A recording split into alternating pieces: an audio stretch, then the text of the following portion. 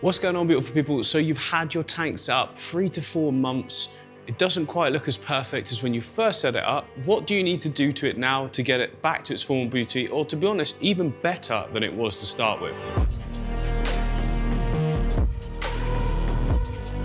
So here we are, just after 3 months of growth. The tank still looks luscious and beautiful, but it's getting out of control. And the fish are looking fantastic. Look at the colors on them.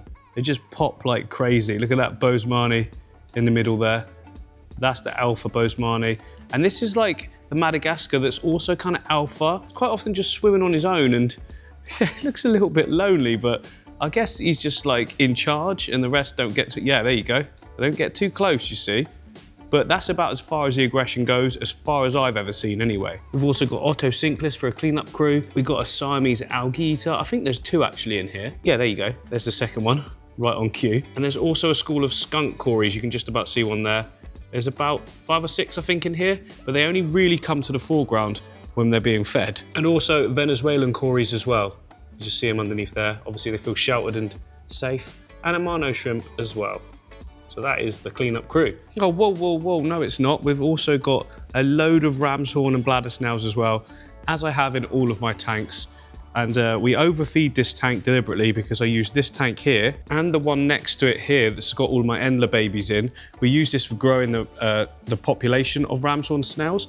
And to grow them, you just have to overfeed the tank. If there's a constant food source, then you just get more and more growing.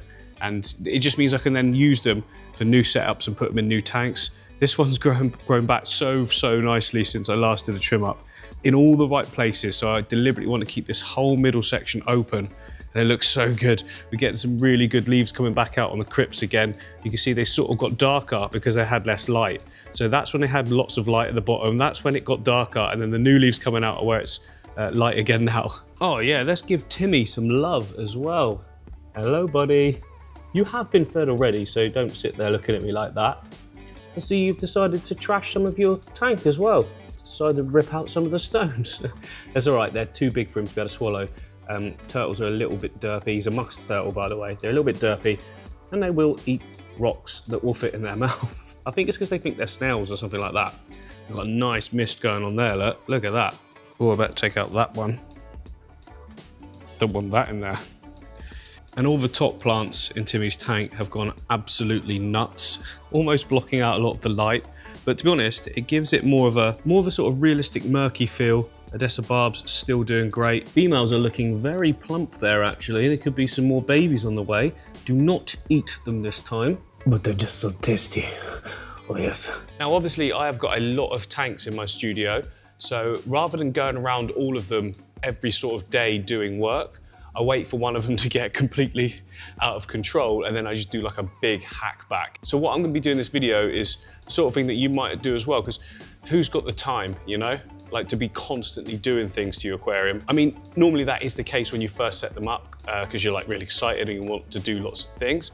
But after a while, it's going to get to the point where you think, okay, I'll do that as a weekend job. Maybe that goes on for a couple of weekends.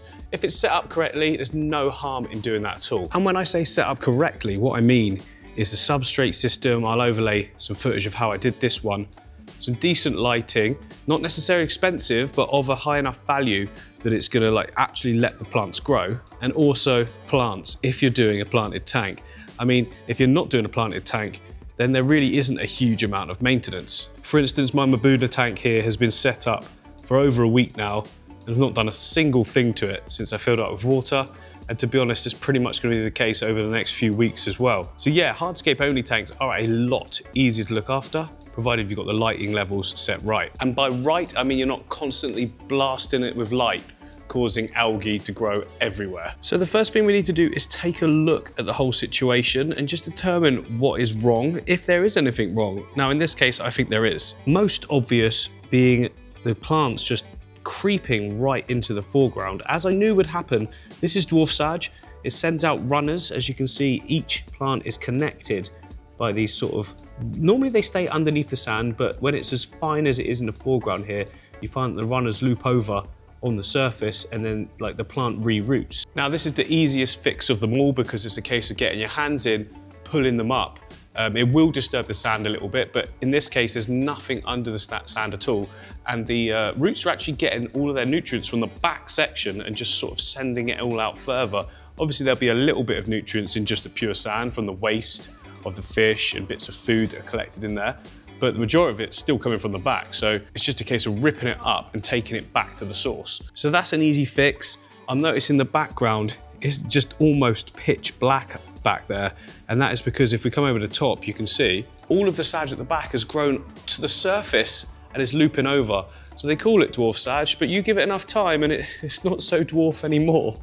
Oh, you might also be noticing when I started the tank, I did have 2 lights on, but I was getting too much algae. So I just took one of them off and have kept the one. If I put the other one on now, obviously the background section will be more lit, but I don't need that much light back there at all. The one light is more than ample for this tank. We've also got some red root floaters, which don't seem to go red in this environment for whatever reason. And there's hydrocotyle Japan as well, which I've trimmed off.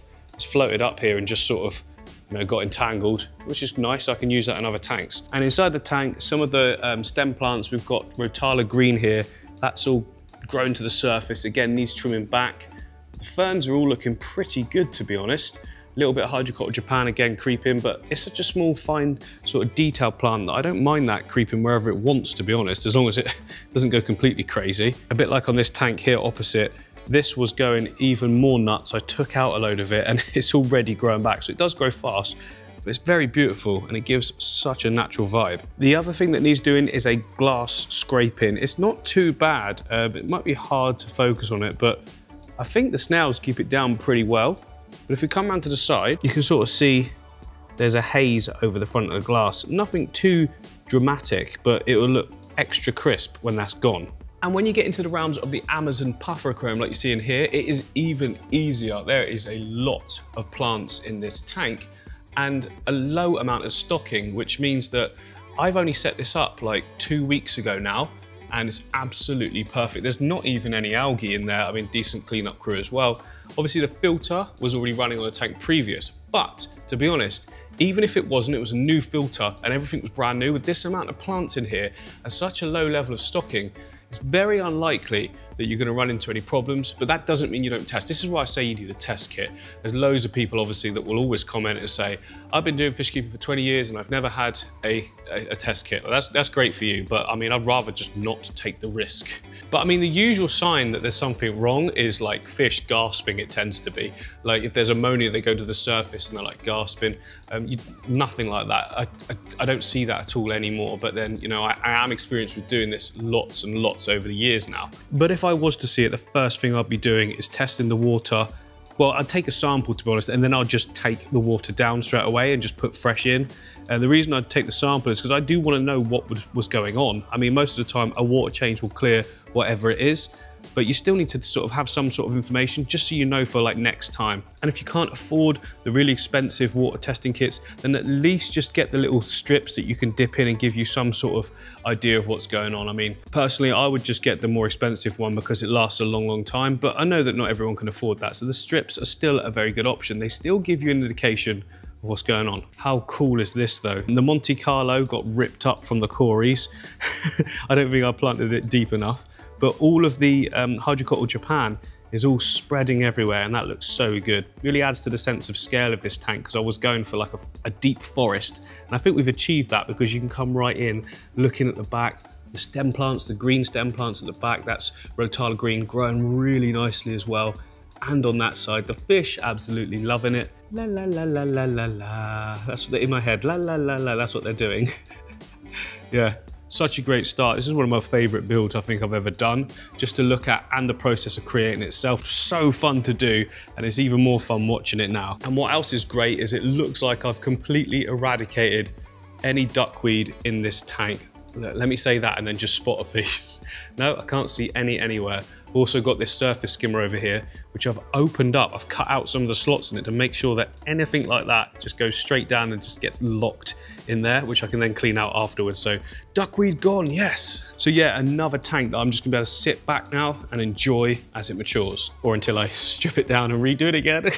So yeah, that's enough talking. It's time to get our hands wet. So this part should be pretty simple. It's just a case of gently lifting and then snapping off the runners where you don't want them anymore. That one didn't even need snapping. So you look at that, look at the roots, so clean. It's just working perfectly. And then we just got to trace it all the way back. I don't actually want any of these plants in the foreground because I think it looked really cool with just a super clean look for this tank. And then there's plenty of plants all in the back area as well. You don't have to be too careful with it. I'm not keeping these plants. There's so many of them that, you know, they're just kind of waste in a way. And if I do ever want to get any more, all I've got to do is just take them from that back area. Look at that, nice big clump. Try and shake off any snails. That's already opened it up so much, but I've got to keep going because we'll be in the same situation very shortly if I don't take it all the way back. Now, when you're doing this, you're going to stir up a little bit of mulm and that. It's impossible not to, really, but that's okay. Get it in the water column, the filter can take it out, and then we can clean the filter at the end nice and quickly. And it'll just all clean up perfectly again. Look at that section opened right up. Looks pretty horrible at the moment, but you know, it won't do. Then it's the same again on this side. It's growing from every direction. This one's actually growing inside of the boost there. Good thing is I put all of these foreground plants on rocks. So like the boost here is on a rock, so I can just move it around as needed. And then you can just place it back where you had it to start with. Of course, this looks and feels quite brutal, and it is, but it's so necessary. Even the fact of putting it up is getting all of the mulm into the water, which is a good thing. We want the filter to take that out. I mean, the mulm doesn't hurt, but you know, over a longer period of time, it'll collect more and more and more to the point where it could be messing with the water quality. But if I test this tank, it still barely has any nitrates in it, so it's not like I've never found mulm really to be a huge problem, because at some point you're going to do some maintenance, so you're going to take a load of it out. There'll still be some left, but it's not going to hurt. And for this background section, there's no other way to do it than just to get your hand in and rip up clumps like that. Oh, look, all these massive long runners as well. Just got to rip them up. Again, it feels brutal, but if you don't do it, it'll be worse. Again, I'll go down with my hand and just yank it, and some of it will rip from where you've pulled, and some of it will rip from down at the base. So you get more of a natural look to the background rather than just, you know, if you try to trim it or anything like that. When you trim plants like these, you just look odd because they've got all these straight edges, so I just rip at them. It's a case of just keep doing that until you feel like you've taken enough out. A couple of nice long ones like these here look really nice coming up through the middle, so I'll leave those. But it was mainly this background area that I wanted to bin it out. It's the same thing for these stem plants as well. I don't like using scissors, to be honest. I just like getting my hands in, just ripping where you need it to. I just think it looks so much better than like perfectly cut off trim points. There we go. I've removed so many plants there, and you can see down here, look, bucket is nearly full up, and that's all with plants. Now I'll just leave all of this now until the filter clears it, and that means that all of that gunk has been clogged up into the filter. But whilst that's happening, I'm going to agitate it all even more. We want to get wafting. Just get it all into the water column everywhere you can. Let the filter do the job it's supposed to do, and then we can clear the filter afterwards. Some people like to do it the other way. They like to do a water change and then do the wafting that I'm doing now as they do the water change, which is, you know, absolutely fine. But I just find it easier just to let the filter do its job and clean the filter afterwards. Just my sort of way of doing it, really. Now it will try and settle again, so I'll come back in a minute and like re-waft it. And to be honest, I'm kind of running out of time for the day now, so the lights are going to go off shortly. So I'll re-waft it again just before I go. In the morning it should be nice and clear. And don't worry about any of the gunk in the water affecting the fish. They live in rivers that are far dirtier than the pristine fish tanks that we create for them. And obviously I'm talking about like floating solids in the form of dirt there, not water parameters. I'm pretty sure the water parameters of like a whole river are pretty perfect. Okay, it's the next day. I've not done anything to the tank. I've just walked in and here is how it's looking. So the water is cleared up like really, really well. That's just from the filter itself. And a lot of the mulm is now gone from the bottom. There's still a little bit dotted around, but that's fine. I mean, if you're worried about your sand being perfect all the time, you're gonna be in for a big headache. And in fact, it's actually cleaner than that. Let me scrape the glass. Oh, there we go. We're looking pretty good, but not as good as we can. I've noticed there's basically no flow in the tank. Obviously, the filter is now clogged up, and that's what we can now clean and remove all of that dirt and grime that we've taken up off the substrate, off the glass, as we've wafted it all around. That's all now in the filter. And the filter is the other side of the aquarium under here, which I've stacked a load of stuff in front of stupidly.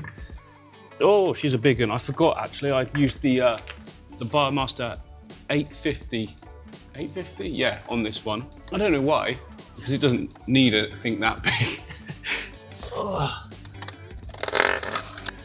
Okay, I've just possibly broken it. It's leaking.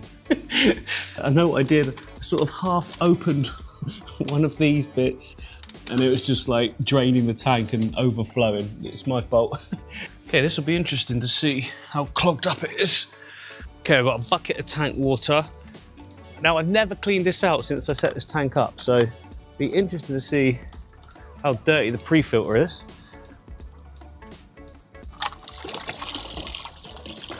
Okay, the top part's not too bad. We've got a lot of gunk down the bottom though. Get those cleaned up in there. What's it like inside though? Okay, bit gunky, not too bad. The actual filter pieces, like the filter sponges, are not too bad, but they could do with a clean. And then we just got like media rocks at the bottom and that's all good as well. Right, we're plumbed back in. Time to get the filter on. Now there'll be a bit of crud pushed around to start with. You can see it will come in this side, but that should clear really fast. Get all this muck out with a bit of AquaClear. In about an hour, we should be perfect again for another 3 months. Okay, right, so hear me out. It did clear. Then I went away and I come back and it's a little bit murky again. Well, not murky, there's just like bits floating in the water, but I'll explain why, and it's actually a good thing, kind of. Yeah, so because I've now increased the flow all in the background area, obviously there's mulm that's all caught up in between the plants at the back. Now the cories are going in and out of all of that, and it's getting all the small particles up into the water column, which means the filter will take them out again. But obviously there's a lot of stuff resting there, so it's gonna take a while for them to just like sift around through it. I mean, they're pretty big. It's a decent sized cory, right? Imagine that just trawling through all that grass at the back. It's gonna be kicking up a ton of dust and things. So yeah, they're cleaning it for me basically. And a lot of you might be thinking, why don't you just do a water change and get it over and done with? And I'll tell you why, because truth be told, I am lazy when it comes to that sort of thing. Like, I just wanna make life easier for me with fish tanks. So like pretty much all of the tanks don't get any water changes at all. I test them. If I see something going a little bit strange or whatever, not so much the fish behaving badly, because after like a few weeks, the tank is absolutely perfect. Nothing's really going to go wrong unless you've got like a big dart of fish all of a sudden, which, you know, fortunately that's not happened to me for a very, very, like years and years. So I'll test the water now, and I bet you the nitrates and nitrites or even ammonia is all basically nothing.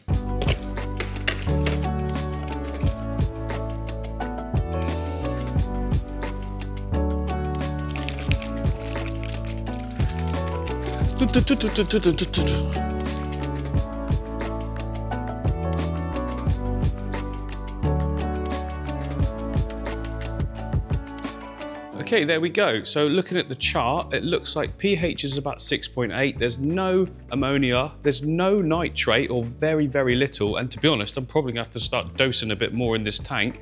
And there's no nitrite. Oh yeah, you might have noticed the ammonia one looks ever so slightly green to suggest that there's some ammonia in there. I mean, that's exactly the same color it comes out of my tap as. So, you know, like it just stays like that. It doesn't go pure like yellow ever, to be honest, but it's all safe, it's all good. So my pH comes out the tap at 7, so it's less than the tap water. Now, if I do a water change, it's just gonna bring up all those levels, to be honest. And you actually want a lower pH for plant growth, I've found anyway. I mean, 7 is fine, don't get me wrong, but bring it down a little bit, 6.8, because that 0.2 between 6.8 and 7 doesn't sound like a lot, but it's actually quite a decent amount of change. Now, the lower the pH, the more sort of availability of CO2 in the system, also breaking down of nutrients in that background area where the plants are. There's underneath that there's aquatic pond soil, which has got organics in it. Now, when they're capped over the top, they break down underneath that and start releasing CO2 as well. So it could be another reason why the pH is at 6.8.